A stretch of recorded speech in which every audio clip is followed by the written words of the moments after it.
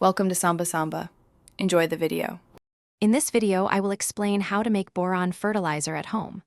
First, understand that boron is a vital micronutrient for plant growth, aiding in cell wall formation and nutrient transport.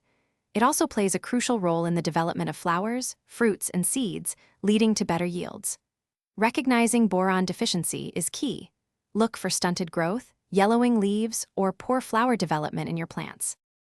Making your own boron fertilizer is quite simple, primarily using borax, a readily available household product.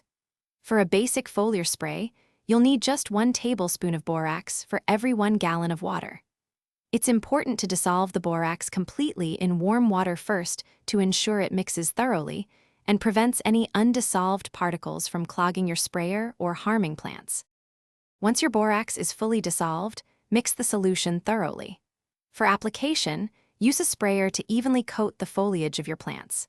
The best times to apply are early in the morning or late in the evening, as this allows for optimal absorption.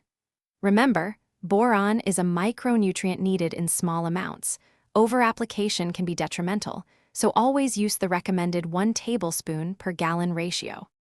For safety, always store any unused boron fertilizer in a cool, dry place, ensuring the container is tightly sealed and kept away from children and pets.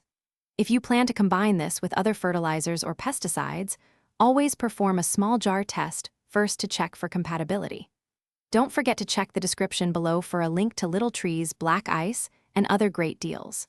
Proper storage and careful application ensure your plants thrive safely. Thanks for watching. Consider subscribing if we helped you.